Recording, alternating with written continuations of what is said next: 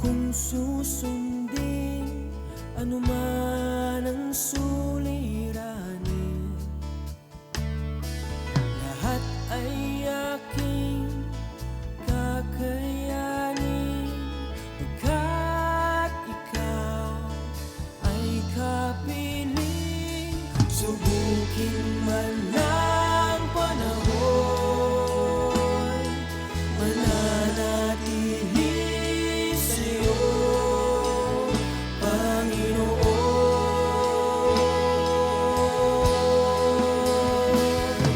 Walang alinlangang maglilingkod, walang pangambang sa'yo ay susunod.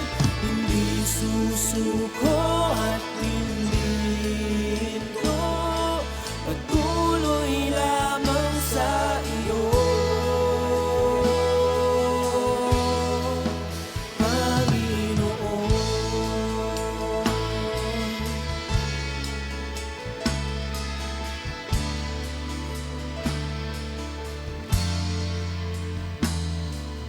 Ikaw ang aking paglilingkuran, kahit saan dalhin. Ikaw ay lagi kung susundin anuman ang suliranin,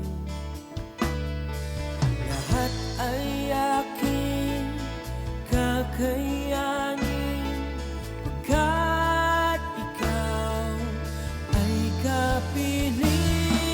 Subukin man ang panahon, mananatili sa'yo, Panginoon.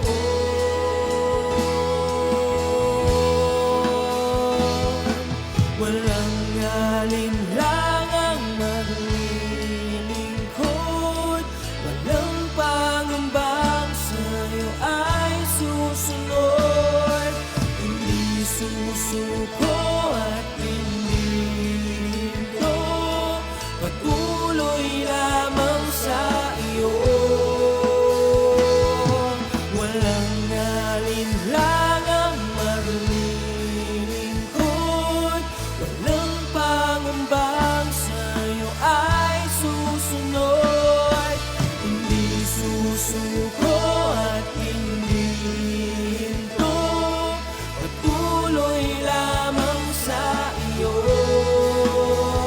hanggang dulo. Mananatili anumang hamon, ikaw pa rin ang Panginoon. Tatapusin ang takbuhin sa kaharian mo'y ika'y makapiling.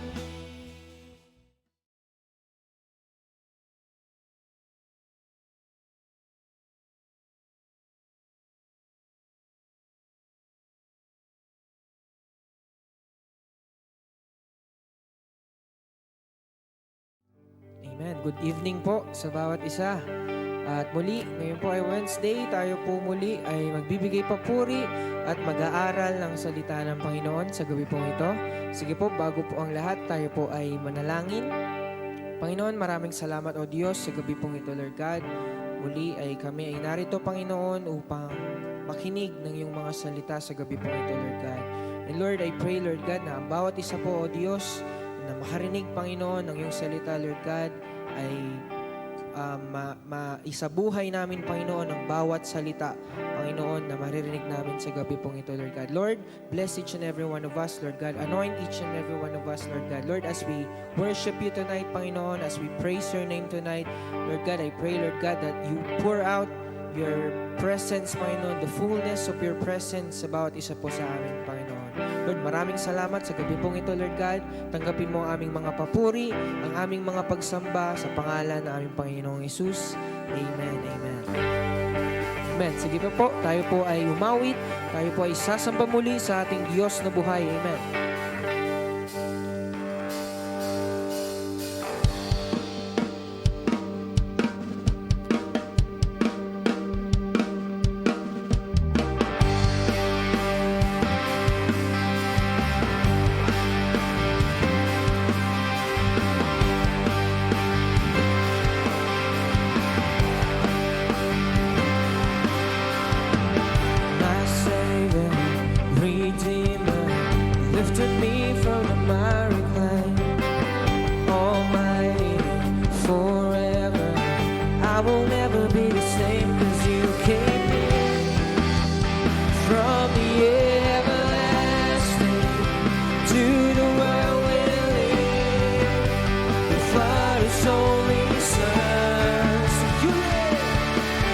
You lived and you died, you rose again on high.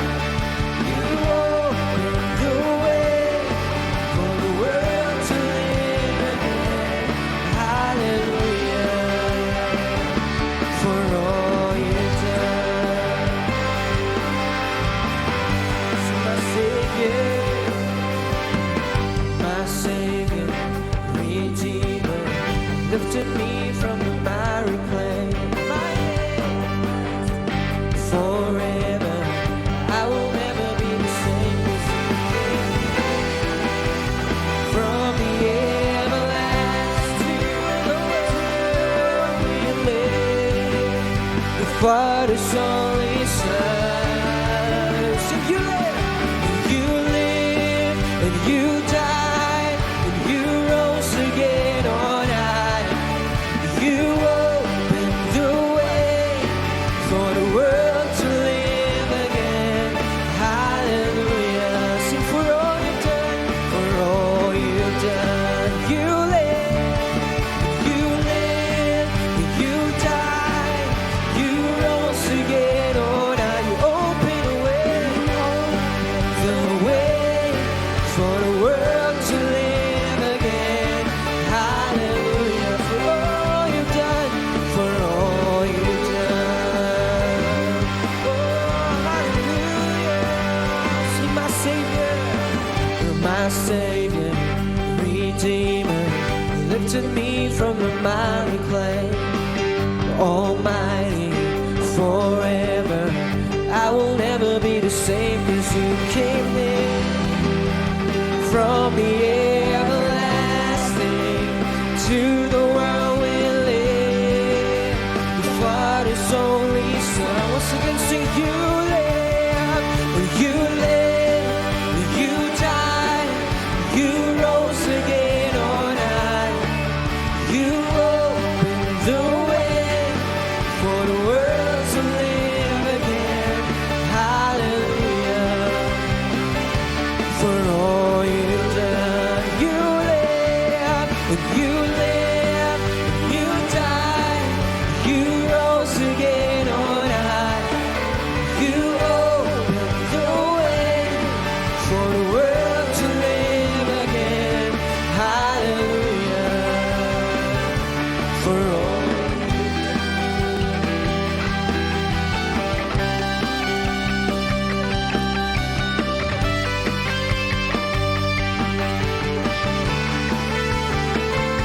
You came in from the everlasting to the world we live, the Father's only Son. 'Cause you came in from the everlasting to the world we live, the Father's only Son. Once again, 'cause you came in, 'cause you came in from the everlasting to the world we live, the Father's only Son. You live, 'cause you live, you died, you rose again on high. You opened the way for the world to live again. Say,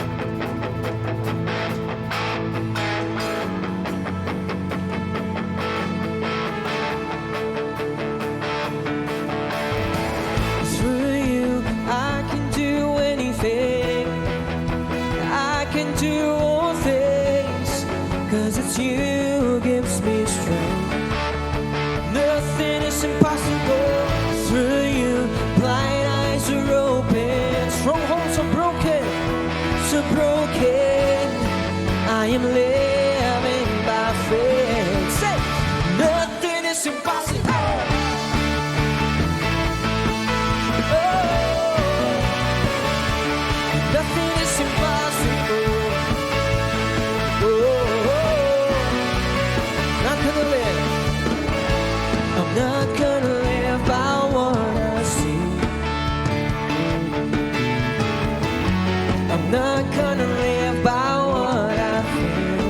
'Cause Lord, deep down I know, deep down I know that you're here with me, here with me.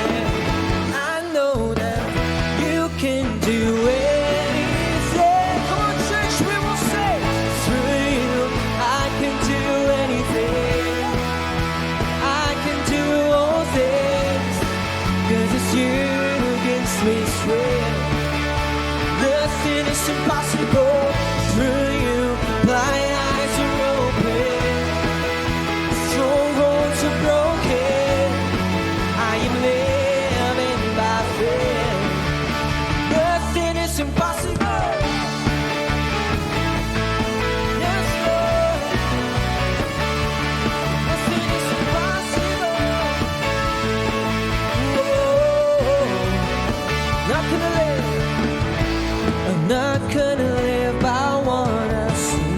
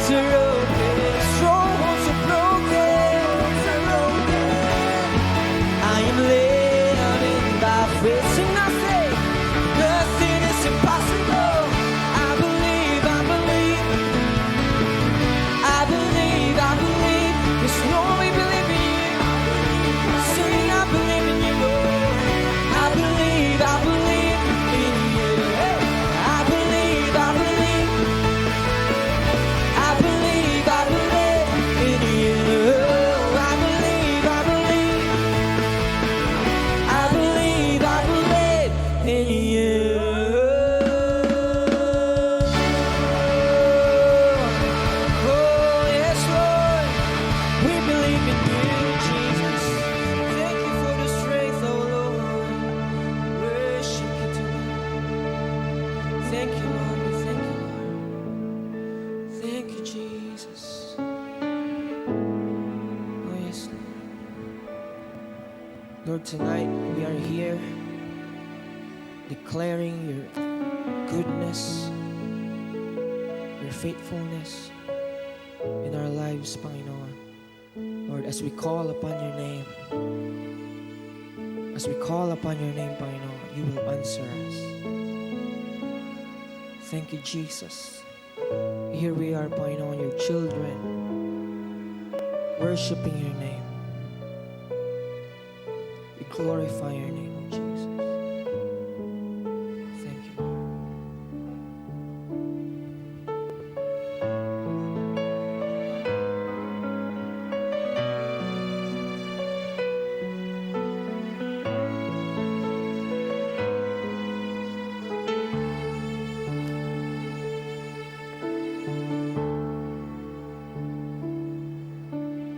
Light of the world, you step down into darkness.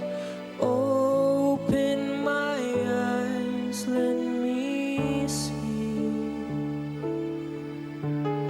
beauty that makes this heart adore you.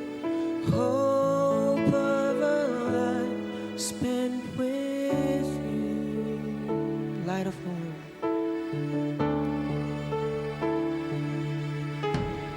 Light of the world, you step down into darkness. Open my eyes, let me see beauty that makes this heart adore you. Hope of a life spent with you.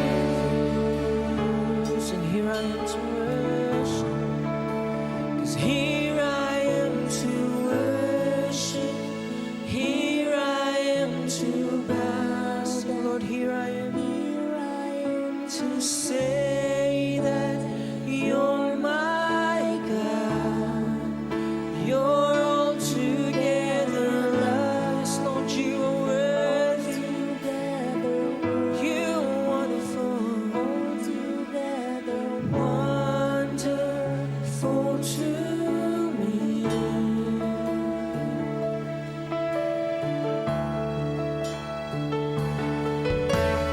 King of all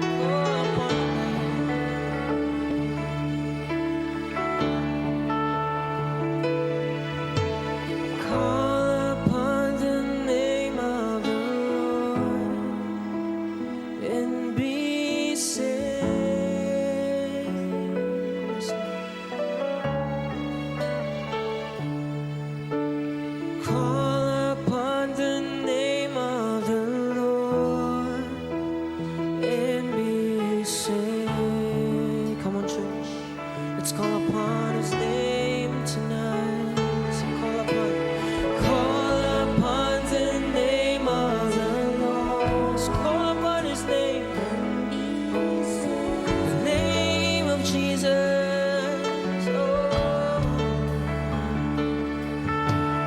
call upon the name of the Lord and be saved. Call upon His name tonight. Call upon the name of the Lord and be saved.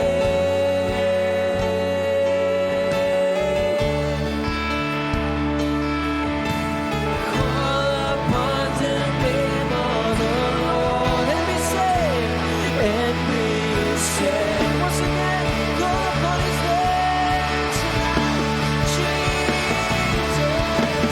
Call upon the name of the Lord. We will be saved.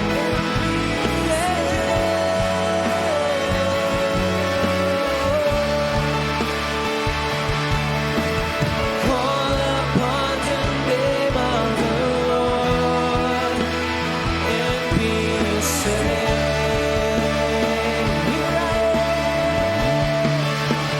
Here I am to worship.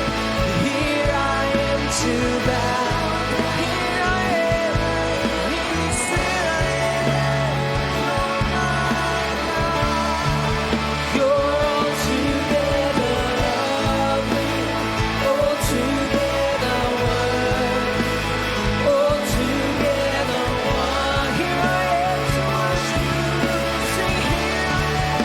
'Cause here I am to worship. Here I am to bow down. Say, you're my God.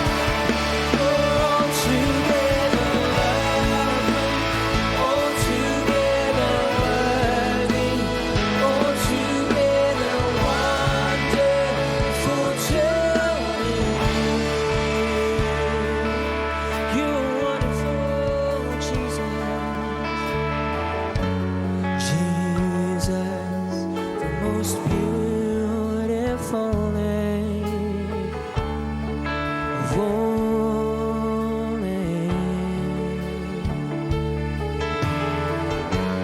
Jesus, the only name that brings healing and strength.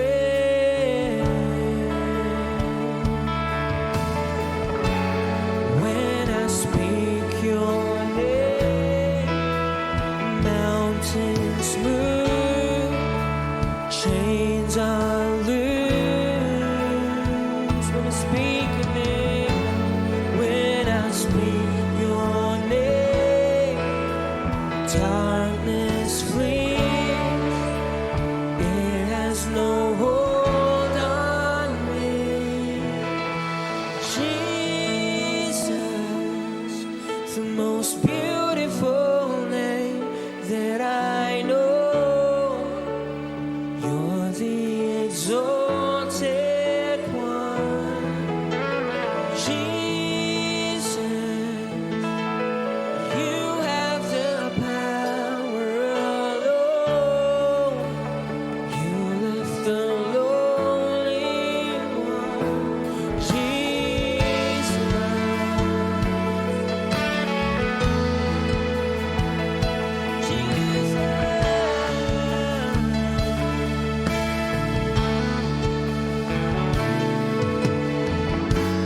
Jesus, the most wonderful name of all names. Jesus, the only name that brings freedom and hope. Come on, speak the name of Jesus. When I speak your name, mountains move. Chains are loose.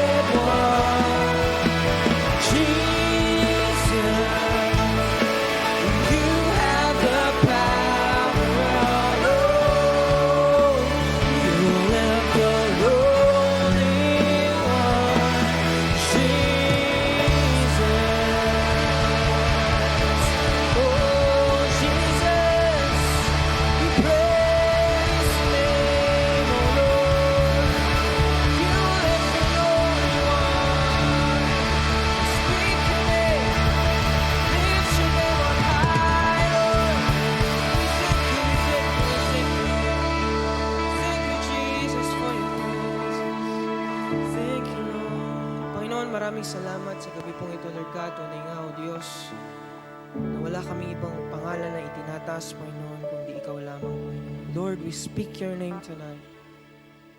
Alam namin, O Diyos, na there is power in Your name. Lord, as we declare that Your name is wonderful, Your name is beautiful. Thank you, Jesus, for Your presence, Lord God. Thank you for moving in our lives, for moving in this place, Panginoon. Thank you, Lord. We thank you, Lord. Lord, as we listen to Your word sa gabi pong ito, Lord God, Lord, we open up our hearts, aming mga isipan, aming mga puso, Panginoon. Lord, itanim mo sa aming mga puso ang iyong salita, Panginoon, na nais mong iparating sa bawat isa sa amin, Lord. Lord, we will receive our portion tonight, Panginoon. Thank you, Jesus. We praise You. We give You glory. We give You honor that You deserve. In Jesus' name we pray. Amen and amen.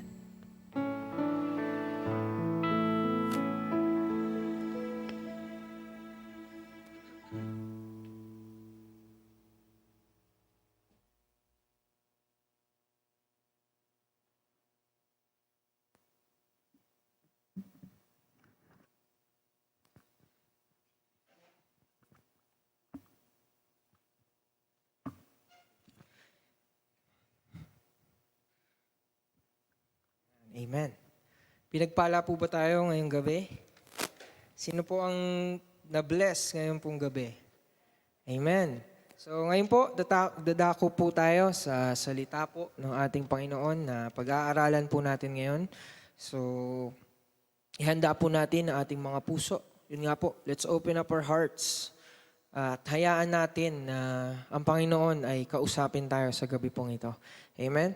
So, ang pag-uusapan po natin ngayon ay about prayer po. Ayan. So, ang title po ng isi-share ko po sa inyo ngayon ay Faith, Praise for the Afflicted. Ayan. Faith, Praise for the Afflicted. So, ang text po natin ay makikita po natin sa James 5, verses 13 to 18. So yan, basahin po muna natin. James chapter 5, verses 13 to 18. Ayan. So the power of prayer. So ang prayer daw po ay meron daw pong power. May kapangyarihan daw po ang panalangin. So basahin po natin. Sabi po dito sa verse 13. Are any of you suffering hardships? So meron daw po bang nagsasuffer ng kahirapan? Nahihirapan daw po ba tayo? So yan po yung sinasabi dyan. You should pray. So may answer agad. Ito pa lang, ito na yung pinaka-preaching eh. Ito na yung pag-uusapan natin ngayon. Kung meron daw po tayong hardship sa buhay, ano daw po yung kailangan natin gawin? You should pray. Next, are any of you happy? Kung sino naman daw po sa atin ang masaya, you should sing praises. Ayan. 14, are any of you sick? Sino daw po ang may sakit? Meron daw po bang may sakit? You should call for the elders of the church to come and pray over you. So prayer na naman po. So kung may sakit, hindi po agad tayo mangangamba. Ano po ang kailangan natin gawin? Pray. Next po.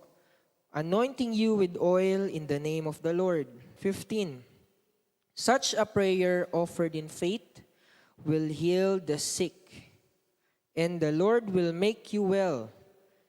So pag nanalangin daw po tayo na merong pananampalataya, so ibig sabihin kahit hindi pa natin nakikita na magaling na, pero nananampalataya ka na magaling na yung isang tao na pinagdadasal mo. Sabi po doon, the Lord will heal the sick.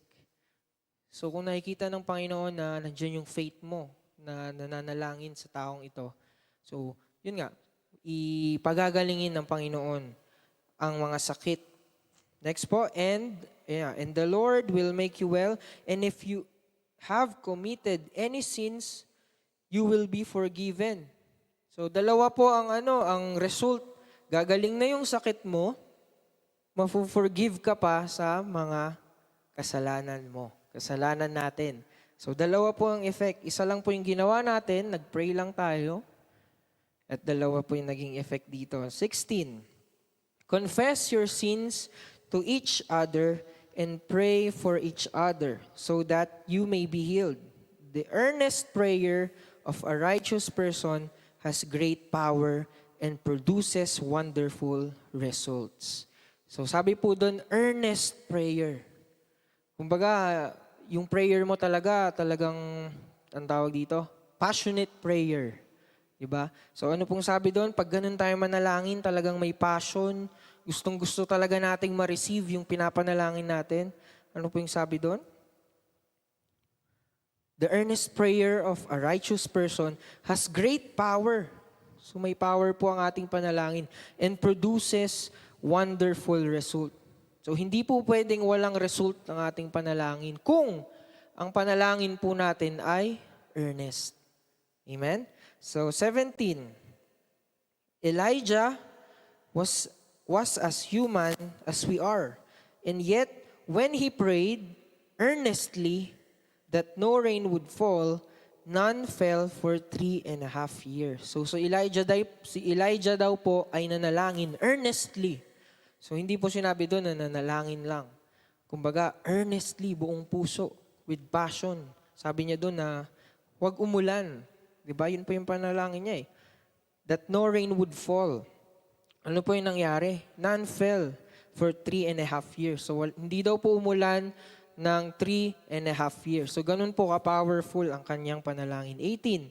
Then, when he prayed again, the sky sent down rain and the earth began to yield its crop. So nanalangin po siya ulit, tsaka lang po bumuhos ulit ang ulan. So, every prayer of a righteous person ay may power. Amen? So, wag po nating isipin na ang ating panalangin ay hanggang ceiling lang. Diba, minsan sinasabi natin parang di naman naririnig ni Lord yung mga panalangin ko eh. Kasi hindi talaga dumadating yung sagot. So, kailangan po, pag nanalangin tayo, earnestly.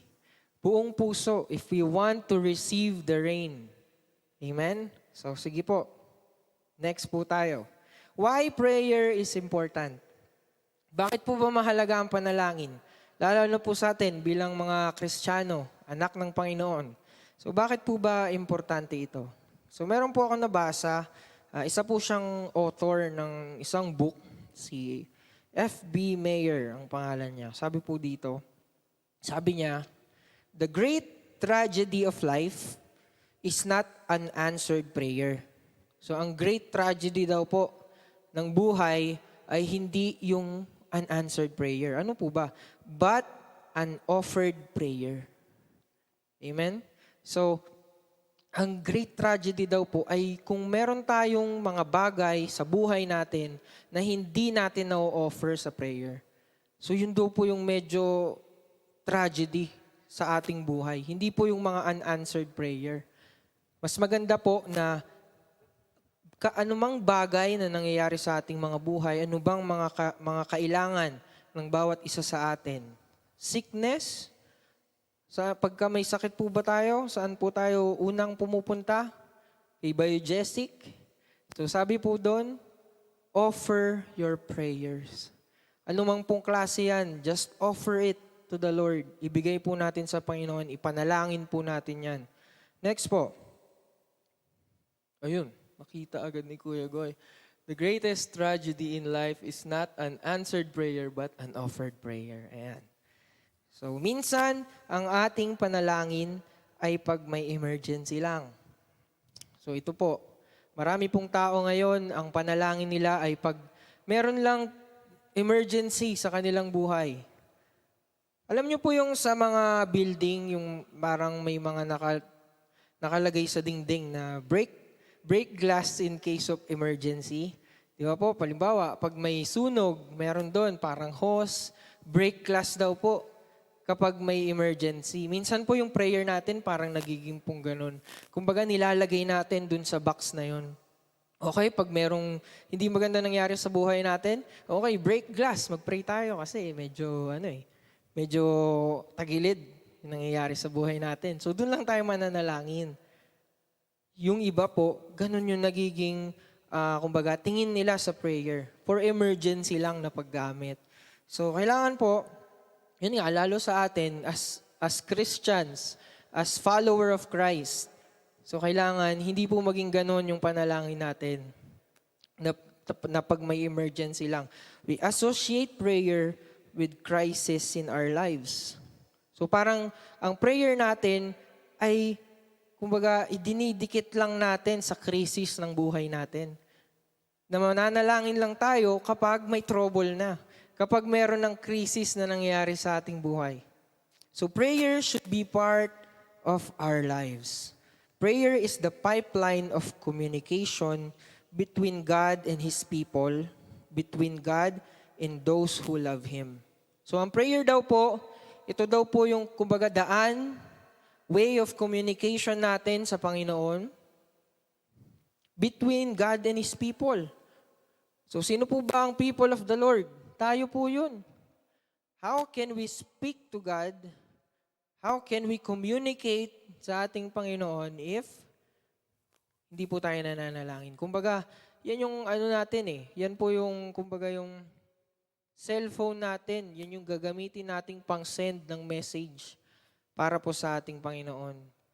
Yung prayer natin, yan po yung way na pakikipag-usap natin sa Panginoon. So, ganun po ka-importante ang prayer sa buhay natin. How can we speak to God kung hindi po tayo nananalangin? Okay, so number 1 po tayo. Faith prays for the afflicted. Yeah, number 1. Sabi po dito, yun nga, prayer for the afflicted. Ayan. Ano po ba yung afflicted? So, sabi po dito, ang afflicted daw po ay grievously affected or troubled. Kung meron daw po tayong trouble sa buhay, kung meron kang problema sa buhay, matindi yung talagang pinagdadaanan mo sa buhay, ibig sabihin afflicted ka. Afflicted tayo. So number 1, prayer for the afflicted. So kailangan daw po, ipanalangin natin yung mga taong afflicted, may trouble sa buhay. So sa verse 13 po yan, sabi po dito, are any of you suffering hardships? So yun nga po yung katulad nung sinabi ko po kanina. So kung meron tayong hardships sa buhay, i-offer natin yan sa panalangin. Hindi lang sa, halimbawa, meron kang kapatid, di ba? Meron kang sister, brother, nahihirapan, merong problema. Hindi po natin pwedeng sabihin, wala akong maitutulong sa'yo, kapatid eh. Kasi wala rin ako, ganito lang din ako. Meron po tayong maitutulong. Ano po yon? Yung ating panalangin. Dahil po ang ating panalangin ay powerful. Amen? So napakahalaga po yan bilang isang Kristiyano. So pray for those people who are suffering. Lalo po ngayon, sa panahon po ngayon. Di ba po, maraming tao nawala ng trabaho, maraming tao nagkasakit, maraming tao may hardship sa buhay sa panahon ngayon. Maraming iniisip, kulang sa ganito, kulang sa ganyan. Ano po ba yung sagot para sa kakulangan nila, para po sa problema nila? So, yun nga, kailangan po natin ang panalangin para po sa kanila. And para rin po sa ating lahat. So, number 2, prayer for the sick. Yan, sa 14, sabi po dito, are any of you sick? You should call for the elders of the church to come and pray over you, anointing you with oil in the name of the Lord. So, yun nga po, katulad ngayon, pandemic, ang daming konting sipon lang, konting ubo lang. Ano yung sinasabi? COVID agad. Naguguluhan na yung utak natin, nakukurta na tayo, di na natin alam. Di tayo makalabas. Kailangan may mask, kailangan may face shield. So kung sino man sa bawat isa sa atin, sa mga nakikinig po sa gabi pong ito, kung meron tayong mga kaibigan, mga kamag-anak na may sakit, yan po yung the best na pwede nating ibigay sa kanila, i-offer natin sa kanila, yung ating pong panalangin. So wag po nating ilalang po yung ating mga panalangin. Prayer lang. Minsan po, ganun tayo eh. Prayer na lang yung maibibigay ko sa'yo. Hindi po. Dapat prayer talaga. Kasi yan po ang, kumbaga, nandyan yung power ng Panginoon sa ating mga panalangin. Offer to the Lord every sickness and disease, and He will heal you. Yan. So alam niyo po yung song na, I am the God that healeth thee. I am the Lord, your healer. So, kumbaga, promise po yan ng Panginoon sa bawat isa sa atin eh. Kumbaga, siya yung great healer natin. Wala pa man yung mga doktor, wala pa man yung mga magagaling sa medisina, andyan na po ang ating Panginoon. He is our great healer. So, kung meron po tayong nararamdaman, sakit, karamdaman, lagi lang po nating tandaan ang pangako ng Panginoon sa buhay natin. He is our great healer. Amen. Number 3. Mabilis lang po ito. Prayer of faith redeem the sick. Ayan, sa 15. Sabi po dito, such a prayer offered in faith will heal the sick, and the Lord will make you well, and if you have committed any sins, you will be forgiven. So pag prayer daw po with faith, with pananampalataya sa mga may sakit, pati po yung kasalanan natin na meron tayo, the Lord will heal us in our sins sa ating mga buhay. Kailangan natin ng cleansing, kailangan natin ng kalinisan sa ating puso, isipan, anuman po yan. Kasama po yan sa i-heal ng Panginoon sa ating mga buhay. So, the Lord will also forgive our sins and redeem us. So, ayun po. Wala pong ibang explanation dun eh. Kumbaga, yun na yun. Sinabi na ng Panginoon, I will heal you and I will forgive all your sins. Amen? So, wag po tayong mag-hesitate pag merong tayong kapatid na nagkasakit. Nahiya ako, Panginoon, parang di ko kayang lapitan. Di ko ata kayang ipanalangin to. Baka i-reject lang ako. Di ba po? So minsan nag-hesitate tayo eh. Meron tayong fear sa ating mga puso. Hindi natin magawa, hindi tayo makalakad. Hindi natin siya mahawakan, hindi natin mailagay ang ating mga kamay sa ating mga kapatid. Dahil may hiya tayo. So yun nga, kailangan nating maging bold para po sa Panginoon. If kailangan ng kapatid po natin ng prayer, let's pray for them. Let's pray for every one of us. Sa bawat isa po sa atin, sa katabi natin, or kung sino man nangangailangan. Kahit hindi po kailangan. Di ba po? Yung protection pa lang eh, na ipapanalangin mo siya, Lord, itong kapatid ko, protectionan mo to. Mahalaga na po yun. So, every day, let's pray for our brethren. So, number 4, prayer of authority from God. Ayan. Tingnan po natin sa 17 and 18. Prayer of authority from God. Sabi po dito, yun nga po yung kay Elijah. Elijah was as human as we are. So si Elijah po, tao rin siya, katulad natin, nasasaktan, naiinitan, nalalamigan, nagugutom, lahat po. Kung ano pong nararamdaman natin, nararamdaman din po ni Elijah. So, was as human as we are, and yet, when he prayed earnestly that no rain would fall, none fell for 3.5 years. So, si Elijah, katulad din po natin. Kung si Elijah nga po, ganun yung panalangin niya, di ba? Grabe yung answer sa kanya ng Panginoon. Sabi niya, Lord, pinapanalangin ko na wag mo na umulan. Ano po nangyari? 3.5 years hindi umulan. In-answer ng Panginoon. Kasi yung panalangin niya is earnest, galing sa puso. So pag nananalangin po tayo, hindi po galing sa nguso. Hindi lang po galing sa ating mga bibig. Dapat po yung mga pinapanalangan natin ay nagmumula sa ating mga puso. And God and the Lord will answer our prayers. So pray with authority, without hesitation or doubt.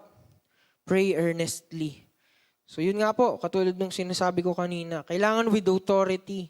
Maniwala po tayo na sasagutin ng Diyos ang ating mga panalangin. Kaya nga po yung minsan, kumbaga, bata pa ako, itinuro na po sa akin to nung pastor ko po dati. Siguro nung unang naging Christian ako. Kasi po kung pag nananalangin po ako sa Panginoon, lagi pong nandun yung word na sana. Di ba po? Lord, sana gumaling na ako. Lord, sana pumasa ako sa ganito.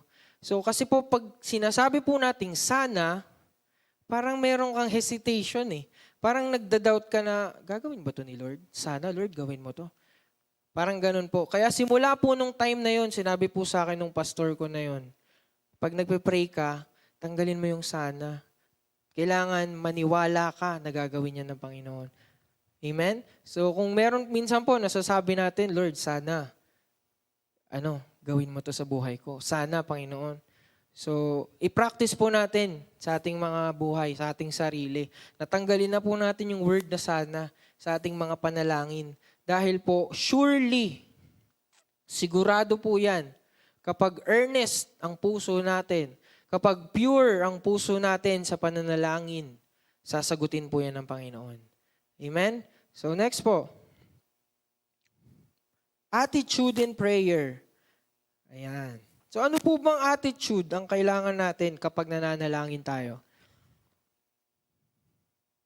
Ano po bang klaseng pag-uugali ang kailangan meron tayo habang nananalangin? So what kind of attitude should we have in prayer? Number 1, pray with persistence. Yan, manalangin daw po tayo ng merong persistence. Ano naman yung persistence? Sabi po dito, ang persistence daw po ay firm or obstinate continuance in a course of action in spite of difficulty or opposition. So yun daw po ang earnest. Kumbaga, firm ka. Continue mo pa rin ginagawa. Kahit merong opposition, kahit merong paghihirap, kahit merong problema, continue ka pa rin sa pananalangin. Yun po yung persistence na sinasabi. Manalangin daw po tayo kahit mahirap. Paano pong mahirap? Paano po pag walang time? Paano kung busy sa work? Busy sa school? Mahirap po ba manalangin?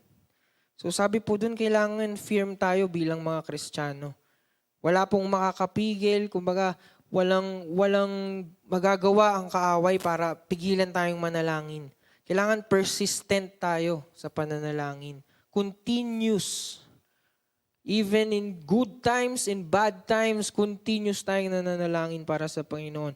Do not stop praying. Pray until something happens. So manalangin tayo hanggang may mangyari. Hanggang sagutin ng Panginoon yung pananalangin natin. Hanggang gumaling yung sakit ng kaibigan natin. Hanggang gumaling yung sakit na nararamdaman po natin. Continue lang sa pananalangin. Kailangan persistent tayo. So, tignan po natin sa Luke 18. Makikita po natin dito kung paano yung attitude ng isang persistent na tao. So, Luke 18, verse 1. Luke 18, verse 1. Ayan. Hanggang ano po ito? Hanggang 8. Tama ba? Basahin po natin. One day, ito po ay parable of the persistent widow. So, verse 1. One day, Jesus told his disciples a story to show that they should always pray and never give up. So, si Jesus po mismo ang nagsabi nito. So, hindi lang po kung sino-sino lang ang nagsabi nito, si Jesus po mismo.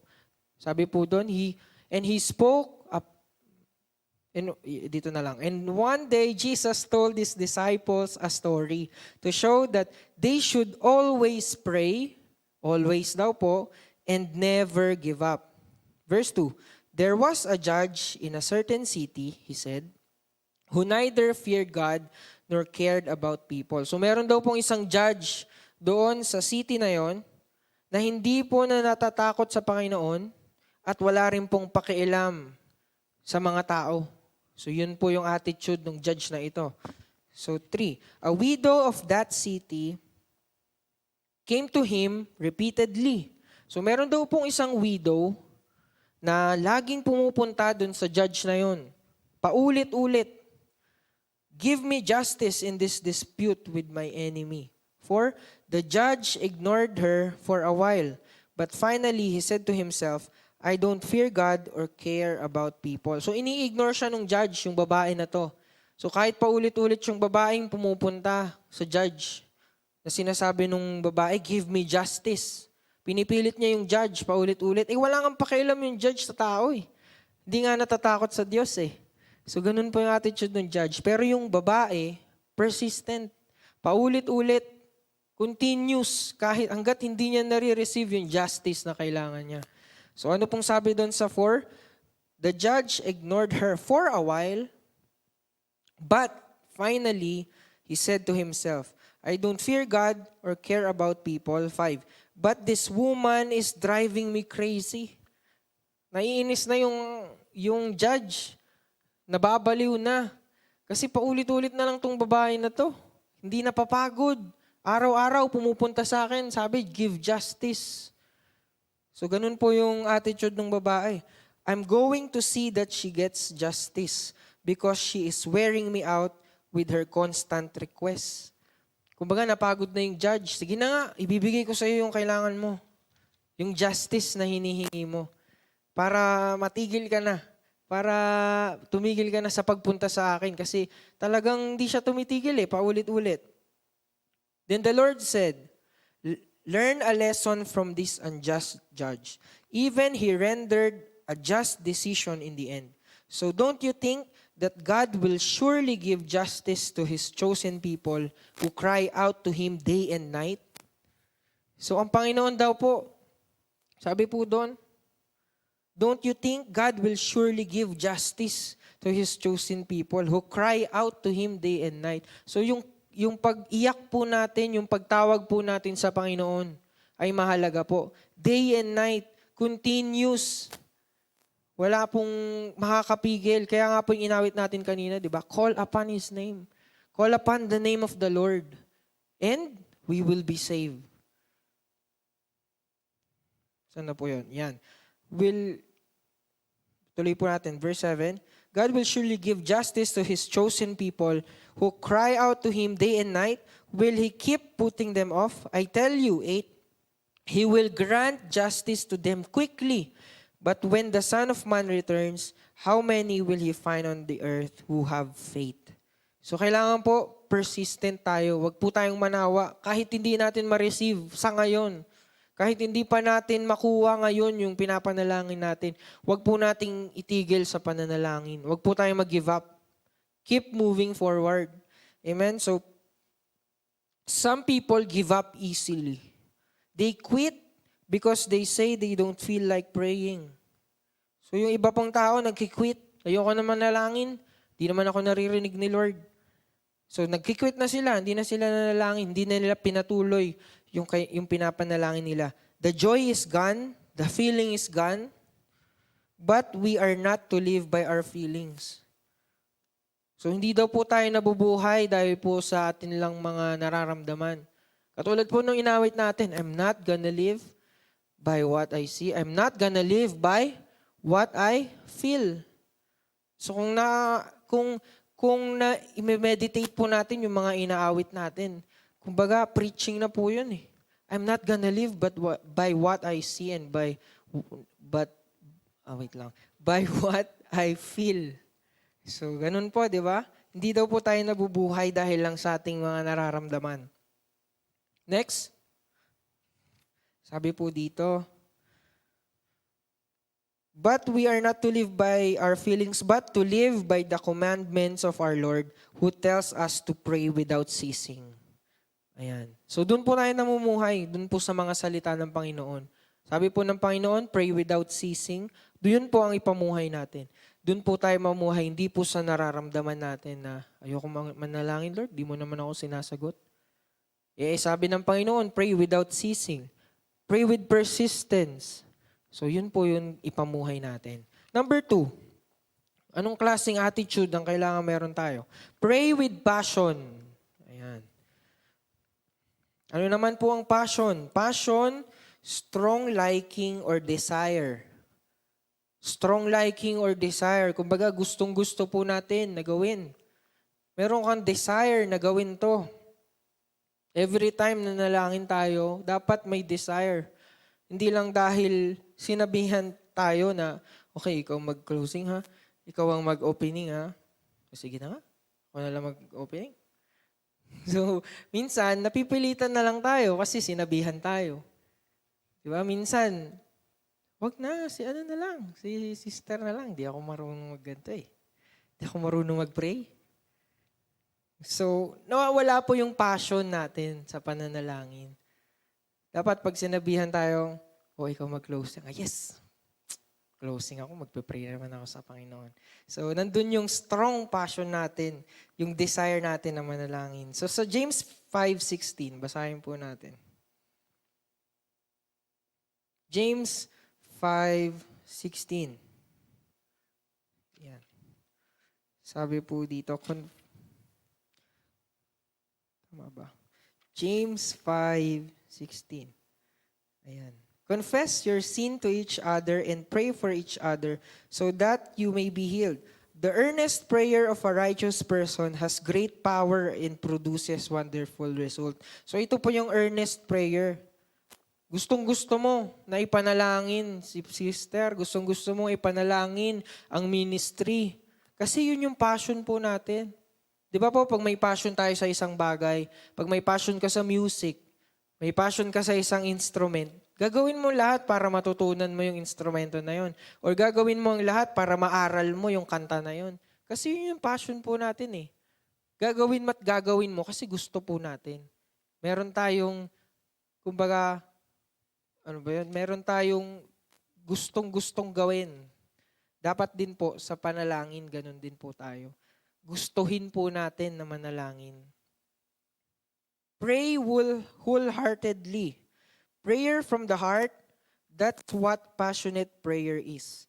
It is prayer from the heart, not just from the head. So yung iba pong panalangin, minsan memorize po natin. Or minsan meron pa tayong kodigo. Pag sinabi ni Bishop, sa Sunday, ikaw ang mag-opening prayer. Gagawa na tayong kodigo. Lord, ito po. So minsan may mga tao pong minimemorize pa yung prayer nila. Or sinusulat pa, may kodigo pa. Pero ang sabi po doon, pray with your heart. Kung ano po yung laman ng puso natin, yun po yung ipanalangin natin. Hindi po kailangang i-memorize, hindi po kailangang may kodigo. Ano po yung laman ng puso natin, yun po ang ipanalangin natin. So yun po yung pray with passion. Hindi po yung nanggagaling lang sa ating mga isip, sa ating mga utak. Kailangan po sa puso. Number 3, pray with thankfulness. Yan, Philippians 4. Tignan po natin sa Philippians 4, 4:6. Ayan. Philippians 4:6, sabi po dito, don't worry about anything. Instead, pray about everything. Tell God what you need.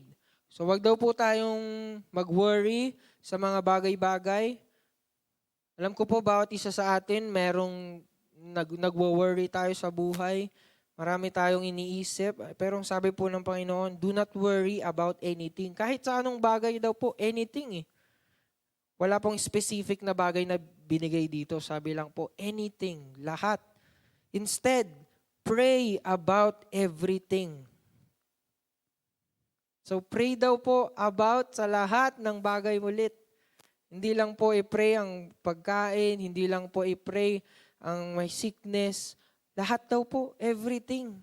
Na kung ano yung nasa puso natin, ipanalangin po natin. Tell God what you need and thank Him for all He has done. Katulad po ng inawit natin, for all you've done, Lord. Kaya natin inaawit yun kasi gusto nating magpasalamat sa Panginoon sa mga ginagawa niya po sa ating buhay. So pag nananalangin po tayo with a heart, persistent, with passion, at syempre po, kailangan may thankfulness din po tayo sa ating puso. Magpasalamat tayo sa Panginoon. So expressing gratitude does several things. So meron pong result yan. Kapag nagpapakita tayo ng gratitude sa ating Panginoon. Number 1, it demonstrates relationship. So dyan po natin makikita kung gaano ba kayo ka-close ni Lord. Gaano ba tayo ka-body-body ni Lord? Are we thanking Him sa mga bagay na ginagawa niya sa buhay natin? Nagpapasalamat po ba tayo sa mga blessing na lagi nating nare-receive? Sa oxygen, sa hininga na binibigay niya sa atin every day of our lives? Na kumbaga minsan nanineglect na natin kahit maliliit na bagay. Pag maliit na bagay na, yun nga, katulad ng paghinga natin, minsan di na natin napagpapasalamat sa Panginoon. Pero sabi nga, pray for everything. Give thanks to the Lord. Number 2, it generates humility and humbleness. Ayan. So dito rin po na de-develop sa atin yung humbleness. Kasi po, hindi tayo magpapasalamat sa isang tao kung ma-pride tayo eh. Kumbaga, halimbawa, meron kang isang kaibigan na kumbaga kompetensya mo sa buhay. Tapos may binigay siya sa'yo. Pero sa tingin mo, ay, kaya ko rin bilhin yan eh. Pero binigyan ka, di ka na nagpasalamat kasi kumbaga gusto mo mas mataas ka sa kanya. Gusto mo mas bida ka sa kanya. So kung hindi po tayo nagkakaroon ng time upang magpasalamat sa Panginoon, kailangan po i-humble natin yung sarili natin sa Panginoon. Kumbaga sabihin natin sa Panginoon, Panginoon, salamat. Kailangan ko to. Salamat, Panginoon, sa mga binibigay mo sa akin. Sa mga pagpapala mo sa akin. So it's, kumbaga, nade-develop yung humbleness sa ating puso, humility sa bawat isa sa atin. Number 4, last na po ito. Pray, making intercession. Ayan. So, ito po yung kanina nating pinag-usapan, prayers for the afflicted. Panalangin po natin yung bawat isa, yung kapatid natin, kasama natin sa pananampalataya. So, tignan po natin sa Romans 8:34.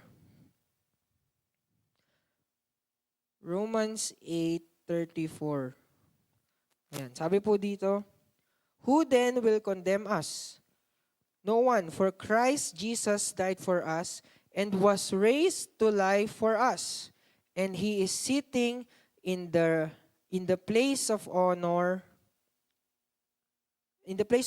at God's right hand, pleading for us. Maganda po ito sa King James eh. Ayan po, sabi po dito, who is he that condemned? It is Christ that died. Ye rather that is risen again, who is even at the right hand of God, who also maketh intercession for us. So ang Panginoong Jesus po pala, He is seated at the right hand of God, praying for us, interceding for each one of us. Isipin po natin yon, ang Panginoong Jesus, dinadala po tayo sa panalangin every day. Di ba po? Interceding sa mga buhay po natin para po marinig ng Diyos Ama ang mga panalangin natin. He is interceding for us. So, ganun din po ang gawin natin dahil po si Jesus Christ ang model natin, di ba po? Siya ang sinusundan natin.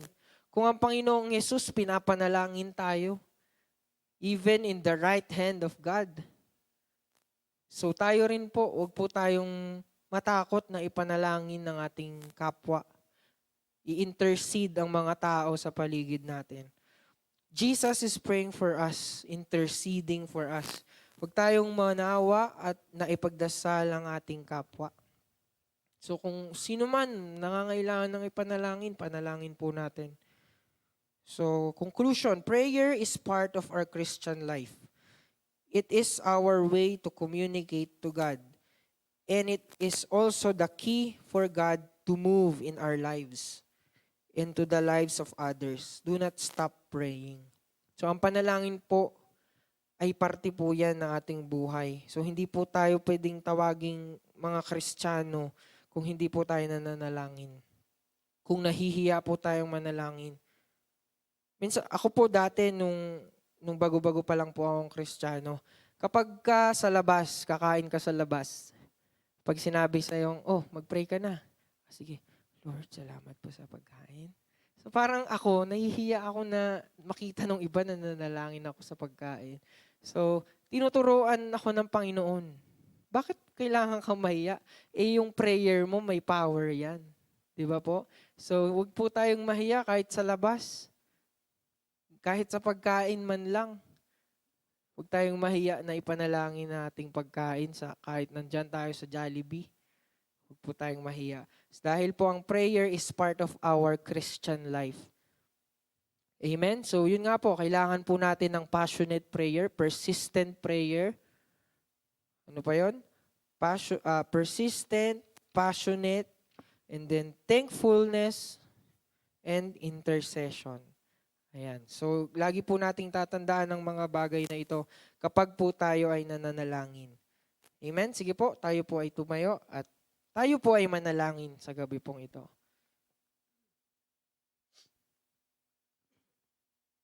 Yes, Lord. Panginoon, maraming salamat o Diyos sa gabi pong ito, Lord God, na muli kami o Diyos ay pinaalalahanan mo o Diyos na kami ay dapat matutong manalangin, Panginoon, every day of our lives. Lord, sa kahit anumang nangyayari sa aming buhay, matuto kaming magpasalamat sa iyo. Matuto kaming ilapit, Panginoon, ang mga bagay sa aming buhay. Lord, I pray, Lord God, na ang bawat isa sa amin, Lord God, ay magkaroon ng persistent attitude sa pananalangin sa iyo, O Diyos. Kahit anuman, O Diyos, ang dumaan sa aming mga buhay, anuman, Panginoon, ang trials sa aming mga buhay, Lord, we will not stop praying. Hindi kami titigil, Panginoon, hanggat meron kang sagot sa aming mga panalangin, O Diyos. And Lord, I pray, Lord God, na magkaroon din kami, O Diyos, ng passion sa pananalangin.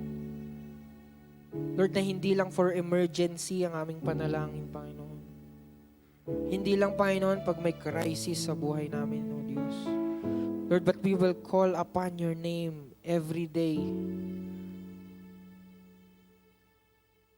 Dahil nais namin itong gawin, Panginoon. Dahil ito yung passion namin sa buhay, O Diyos. And Lord God, help us, Panginoon, to bigyan mo kami, O Diyos, ng mapagpasalamat na puso. Alam namin, O Diyos, na sa mga bagay, kahit maliliit na bagay na ginagawa mo sa aming buhay, O Diyos, still, Panginoon, ito po ay nanggagaling sa iyo. Lord, I pray, Lord God, na ang bawat isa, O Diyos, ay matutong magpasalamat. Matuto kami, O Diyos, na i-humble ang aming sarili, Panginoon, sa iyong harapan, Lord God. At Panginoon, Lord God, turuan mo rin kami, O Diyos, na manalangin para sa iba, Panginoon. Na idulog sila sa panalangin, Panginoon, yung mga tao, Diyos, na nangangailangan. Lalo ngayon, O Diyos, sa sitwasyon ng aming bansa, sa sitwasyon ng mundo, marami pong nahihirapan. Marami, O Diyos, na kailangan ka, Panginoon. Kailangan ng panalangin, O Diyos, ng iyong mga anak. Lord God, help us, Panginoon. Tanggalin mo, O Diyos, ang hiya sa amin. Lord, hindi kami dapat mahiya sa pananalangin. Dahil, O Diyos, ito po ang tool namin na pakipag-usap sa iyo, O Diyos.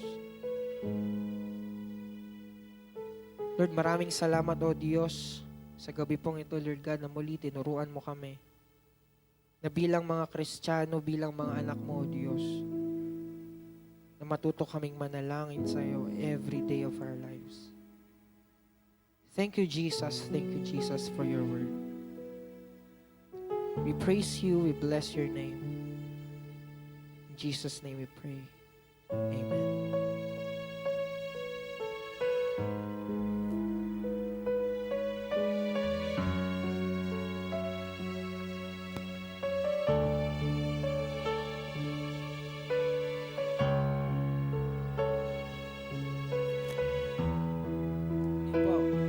sarili po natin. Let's call upon His name tonight.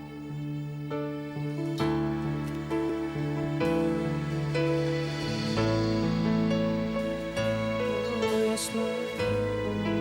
We call upon Your name, for Your name is beautiful. Call upon the name of the Lord and be saved. Come on, church. Let's call upon His name tonight. Call upon the name of the Lord and be saved. Call upon the name. Call upon the name of the Lord and be saved. Yes, Lord, we call upon Your name.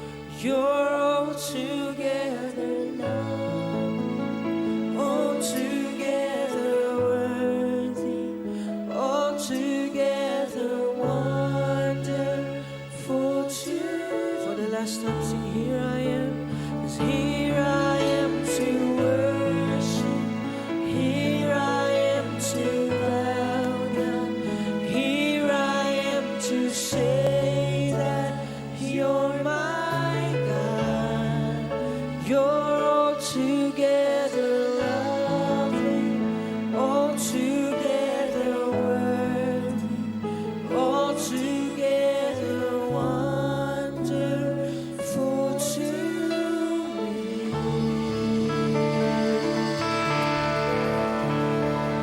Thank you, Jesus. May I call Kuya Dong for the closing prayer?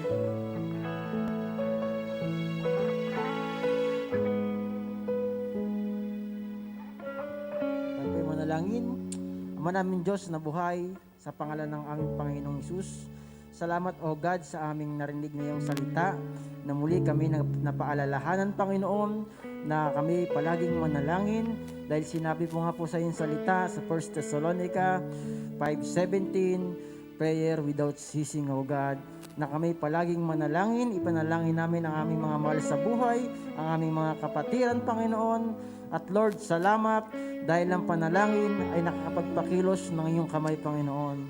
Lord, salamat, dalangin ko sa aking mga kapatid na nanonood at sa mga kapatid kong naririto, sila pa'y pagpalain mo at tunay nga, O Diyos, ng iyong pagpapala at mga himala ay sumaamin, O God. Salamat ng marami sa iyong salita at sa iyong ginamit. Ibalik mo po ang nawalan lakas sa Kanya at marami pang revelasyon ang ihayag mo sa Kanyang buhay. Lord, salamat, pinupuri ka namin, dinadakila sa pangalan ni Jesus. Amen and amen. Amen. Muli, isang magandang gabi po at mapagpalang gabi po sa bawat isa. Tayo po muli ay magkita-kita po sa Friday ng umaga for our morning devotion and for our soaking po sa gabi. Muli, magbababad sa presensya ng Panginoon. So maraming salamat po sa bawat isa. And alam ko na kinakausap tayo ng Diyos every time na tayo po ay tumututok sa atin pong live streaming. So maraming salamat po. Pagpalain po tayo ng ating Panginoon.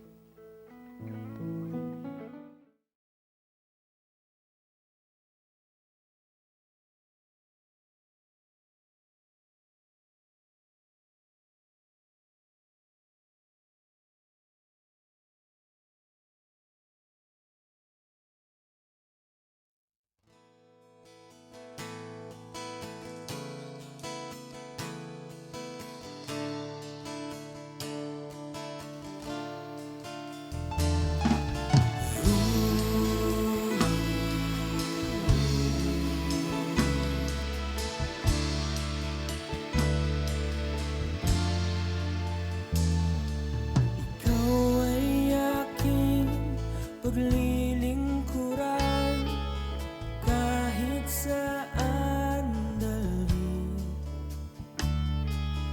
Ikaw ay lagi kong susundin, anuman ang suliranin. Lahat ay aking kakayanin, pagkat ikaw ay kapiling.